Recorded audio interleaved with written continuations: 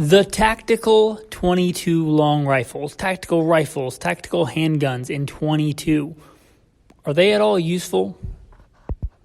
Or are they tactical white noise distracting you from a more practical battery?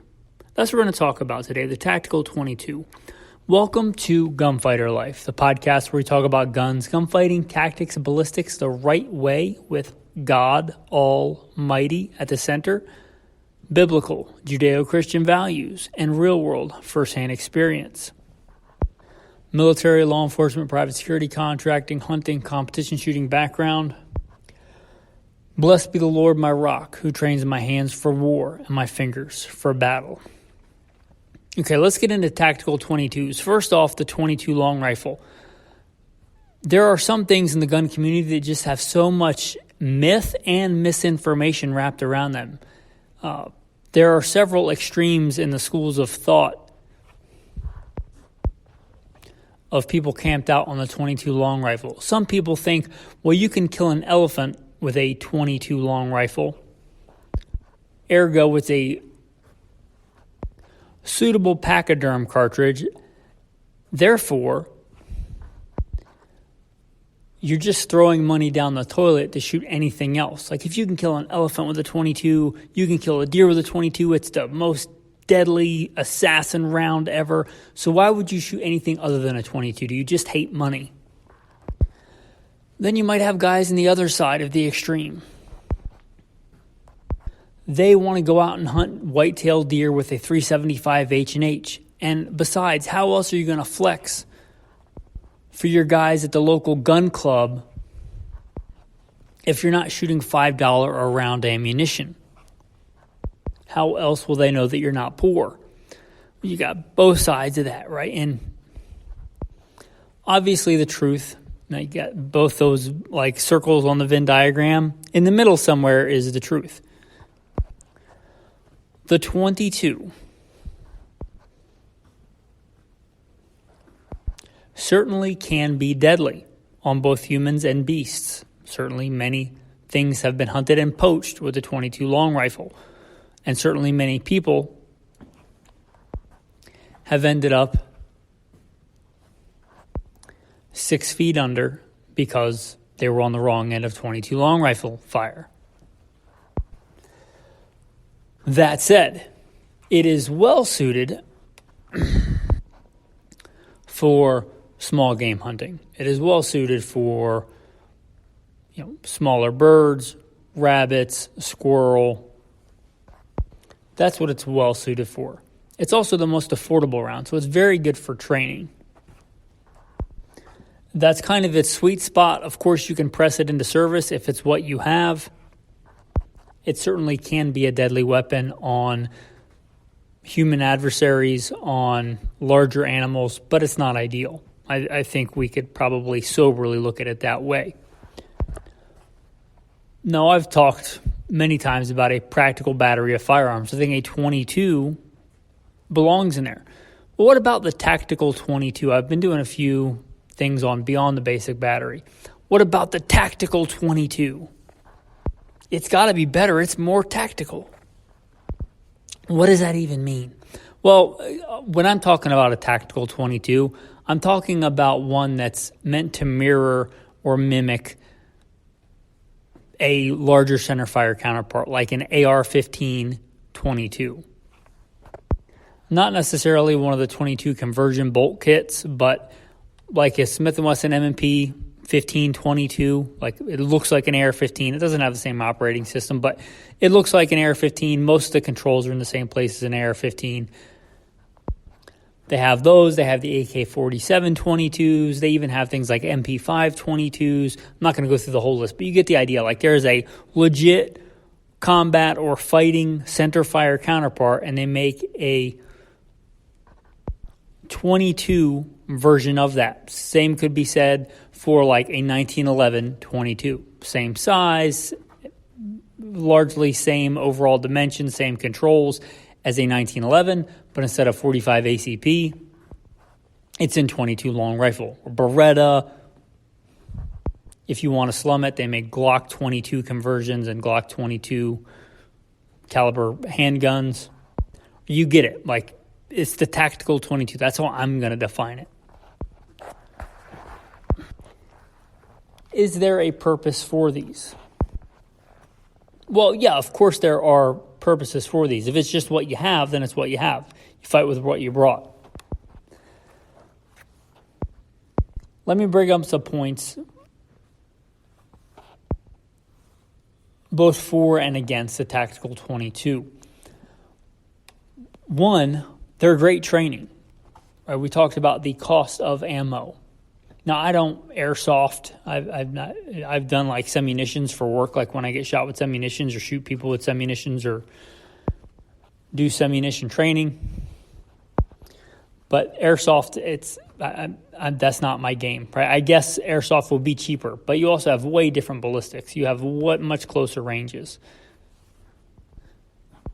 You also don't have the noise and the recoil as far as I'm aware. Again, it's not my arena. But putting aside like airsoft or pellet rifles or something, which you're not going to have a reasonable rate of fire in general, and they're not going to, it's a different world. As far as like actual firearms, your 22 long rifle is going to be the most affordable. And that is a big deal. If you can get in a lot of reps with a 22, that's a big deal. This is something I have been blessed to win more shooting competitions than I can remember. I also do quite a bit of center fire training in rifle and shotgun and pistol. But here's the thing. A lot of the skills that I work on, I can do with a 22. And sometimes I have Uncle Sam buying my ammo, or a company, if I'm a private security contractor, buying my ammo, and that's fantastic. But if I have an ammo budget, right, if Uncle Sam is not my ammo budget, let's say I have $200 a paycheck, $400 a month to spend on ammo, because that's what I've allotted for my ammo budget. Well, I can buy a lot more 22 and get a lot more reps in and get some 9mm, 223, 308, 30-06 in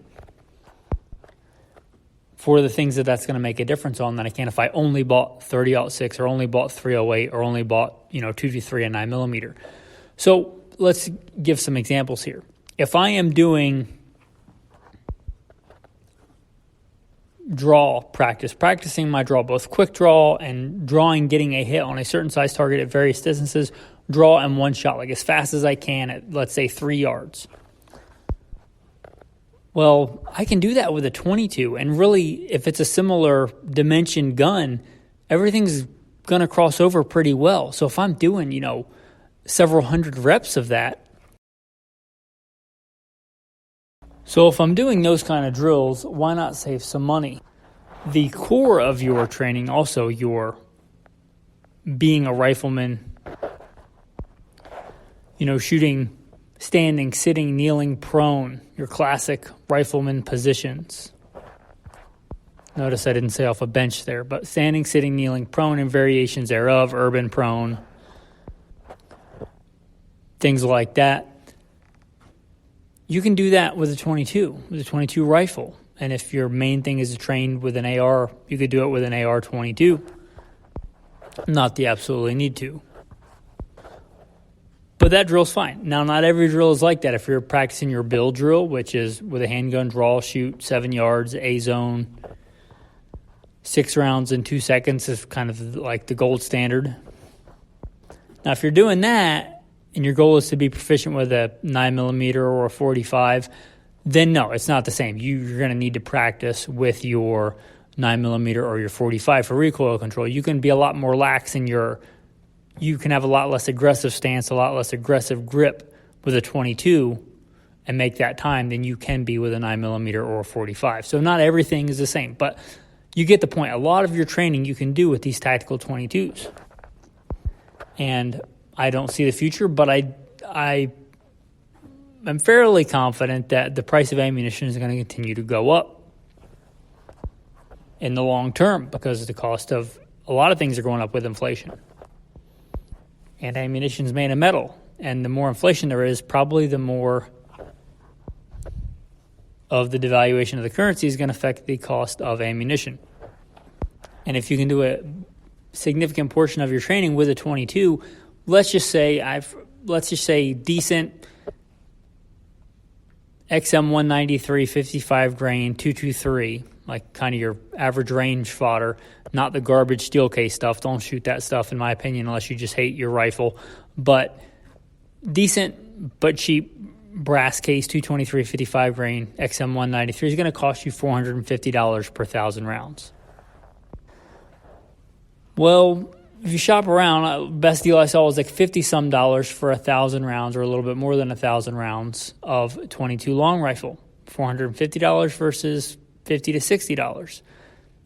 If you shoot a lot and train a lot, it's not going to take long before that tactical 22 pays for itself, and then you're just saving money by shooting it. Also, if you're getting high up in the round counts, an AR will last a long time. A SCAR 17 308 battle rifle will last a long time, especially with like a cold hammer forged chrome line barrel or a nitride barrel. You could go tens of thousands of rounds sometimes before you really start seeing a degradation in accuracy and reliability in that firearm. But at some point you will. If you can put a lot of that wear and tear on your 22, then you're saving that on your go-to fighting rifle or fighting rifles. So again, you're probably going to pay for yourself. You could probably buy several replacements for the tactical 22 before you could buy a SCAR 17 or a really good AR. Well, ARs are really affordable right now, but you get the idea.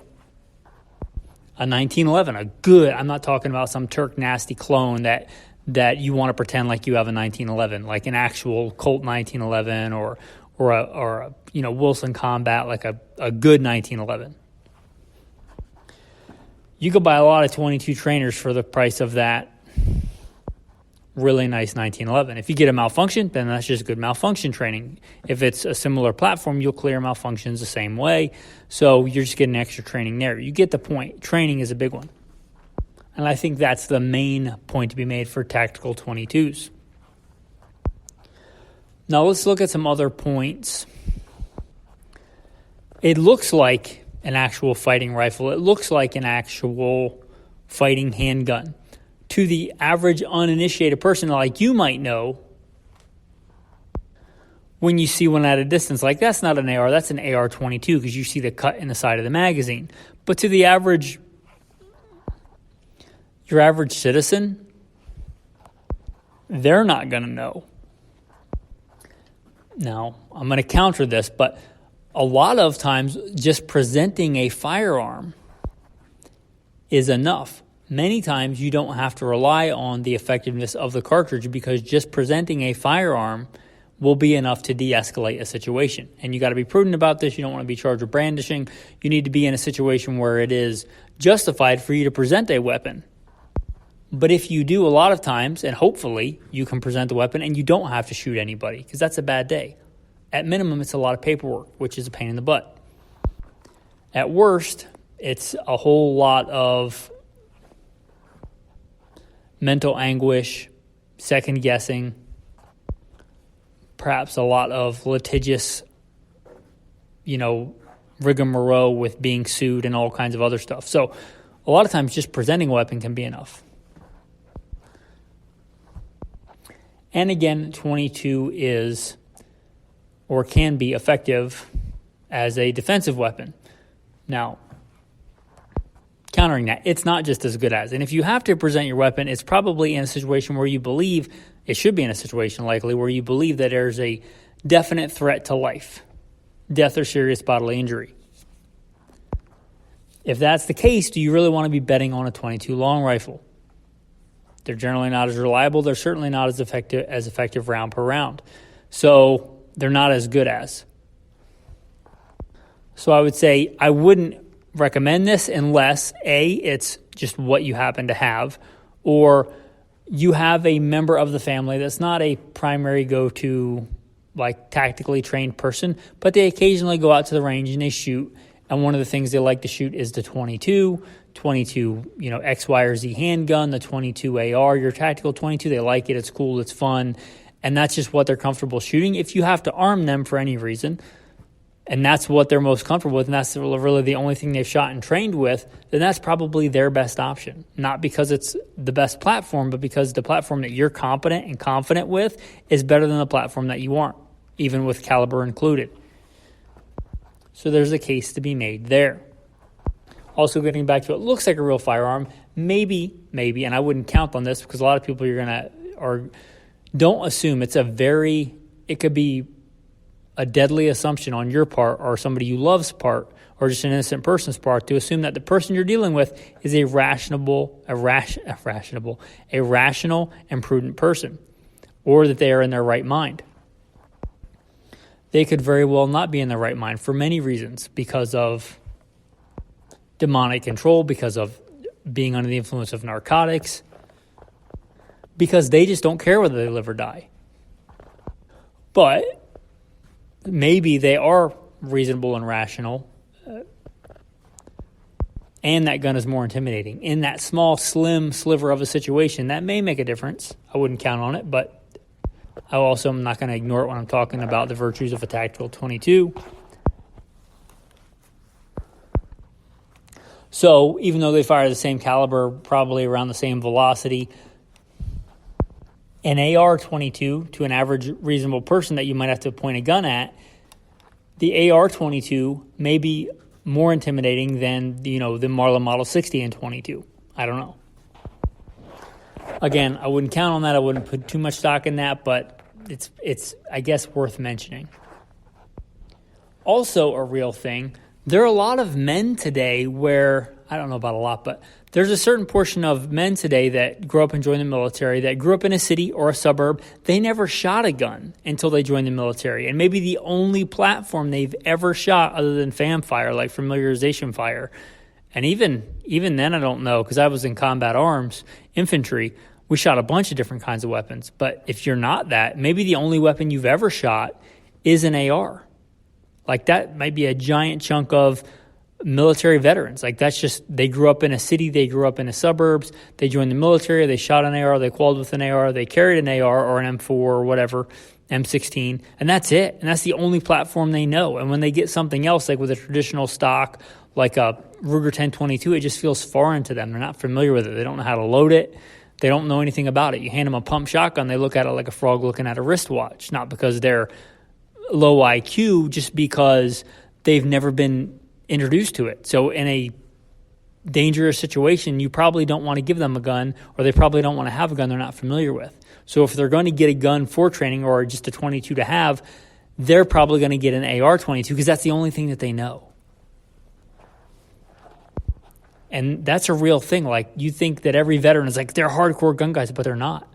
You think that every cop is like a gun person, but they're not. Like, going back to the cop thing, the only gun they may have ever shot is a Glock. Bleh. But they think it's a good gun because that's the only thing they have to compare it to, and they want to believe that their department gave them a good gun instead of just giving them a gun to the cheapest bidder. So that's the only gun they ever have experience with. So when they go to get a 22 trainer for them or their family, where are they going to get? A Glock, because it's the only thing that they know. They have no idea how to work a thumb safety. Again, not because they're low IQ, just because they don't have any reps on it, and they don't want to get any reps on it.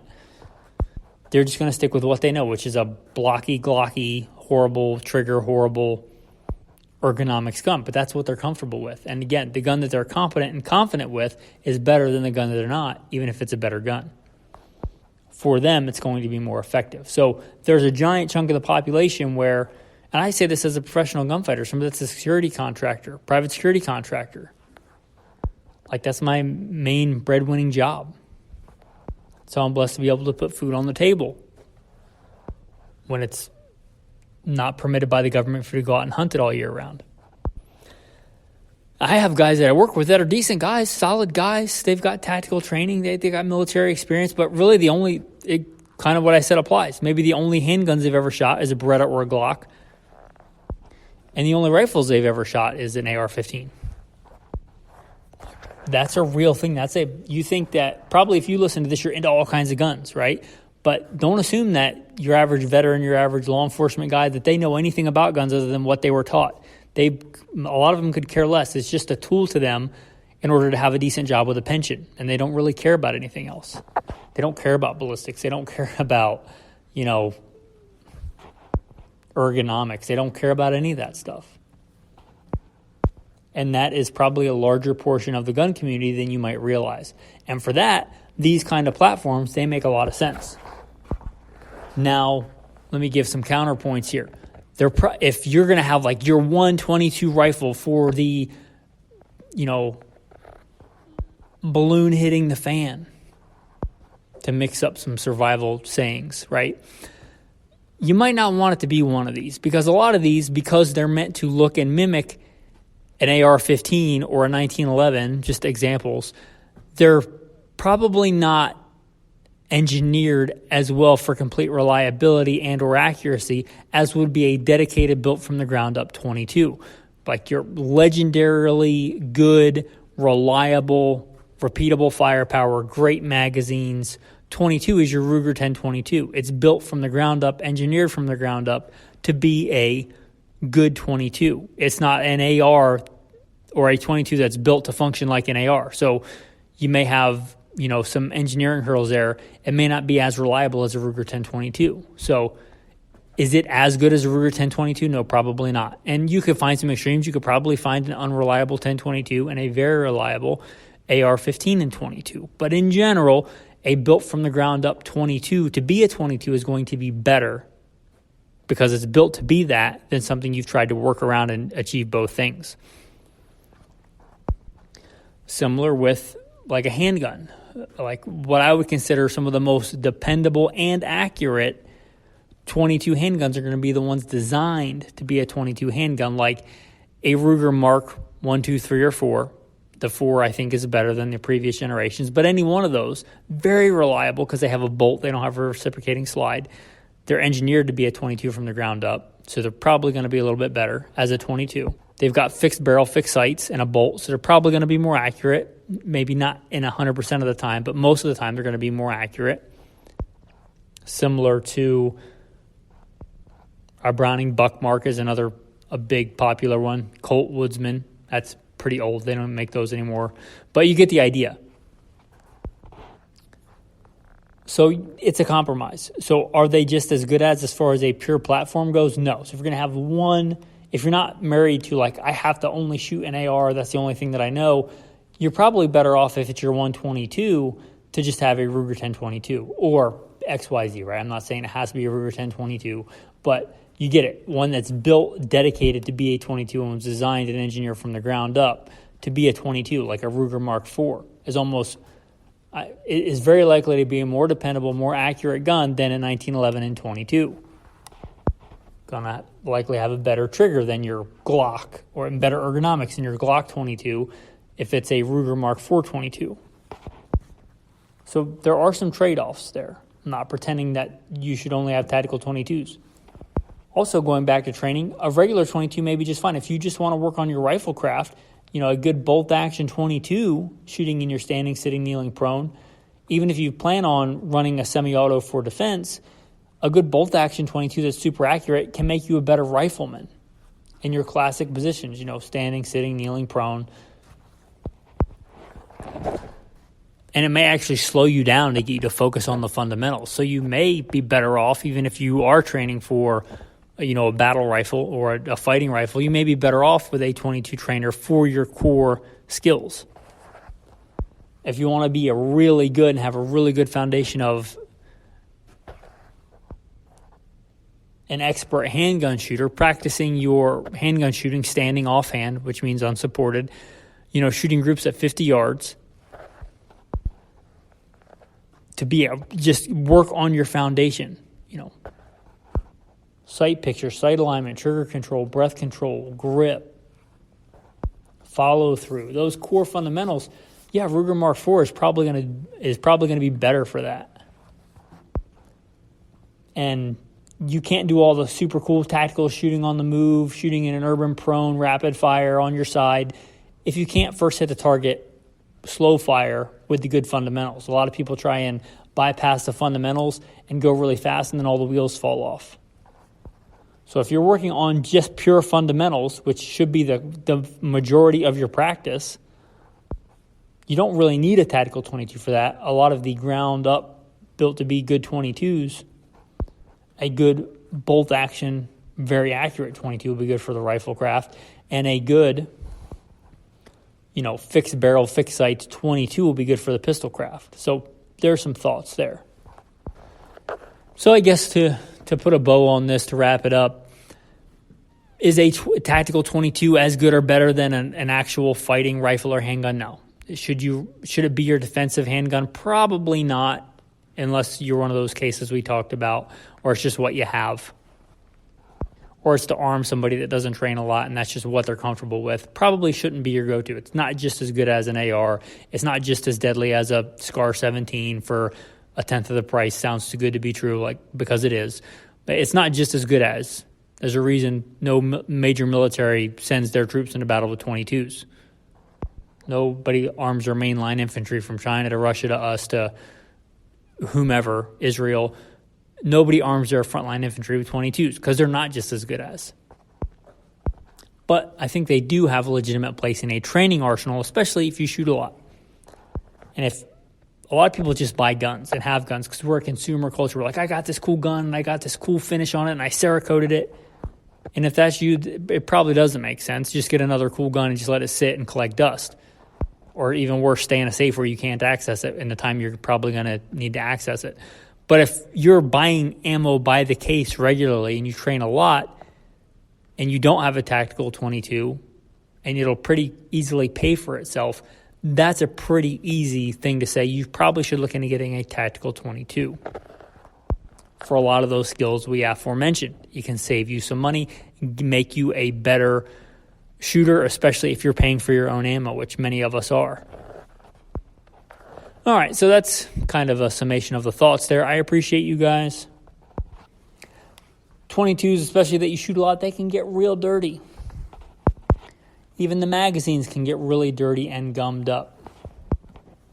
Brake cleaner or carburetor cleaner or the electronic parts cleaner, any of those, make sure it's good on whatever kind of magazine it is. But that can be a quick, easy way to clean magazines, especially during a range session where you're just like, I've been shooting so much, my gun is getting gummed up. The magazines, I can watch the follower move up because it's so slow. Spraying it with some of that stuff and shaking it off can be a quick, easy way without having to disassemble your magazines during a range session and all that. So that kind of cleaner, if you want to spend more money, you can, especially if it's going to be you're also going to use it on a firearm with some different finishes. You might actually want to get the firearms gun scrubber that's meant for firearms. But if you want to save some money, the brake cleaner, the parts cleaner, assuming it's not going to destroy the magazine, can save you some money on cleaning those magazines, especially the 22 magazines. Because again, shooting a lot, they can get really dirty. In a world of, this is the tactical verse of the day, in the world of the internet and so much conflicting information, I think Proverbs 25 is a good proverb. It is the glory of God to conceal a matter. To search out a matter is the glory of kings. That's NIV, which is the first one that popped up. New King James, which is generally my go-to. It is the glory of God to conceal a matter, but the glory of kings is to search out a matter. My comments, it should be part of our life to search out the truth. You shall know the truth, and the truth shall make you free, the Bible says. How do you know what's true and what's not? Well, if you want to know what all the different counterfeits are, you have to know what the true original is, the unchangeable truth. You get that by reading and studying the Word of God, getting to know God and who He is and what He says. So you need to know the truth, and especially in today's day and age where it's so easy to be bombarded with so many conflicting opinions and thoughts and misinformation and what's the new hot term, fake news, you need to know what the truth is. Be based in the truth. And the truth isn't whatever your political party favorite person says that it is or whatever stupid, popular social media influencer of the day says. It's only true, and it could be true, but it's only true if God says it is true, not because they say it's true. So you shall know the truth, and the truth shall make you free. And I'm going to read that. It is the glory of God to conceal a matter, but the glory of kings is to search out a matter. It's Proverbs 25. Thanks for listening, and have a blessed day.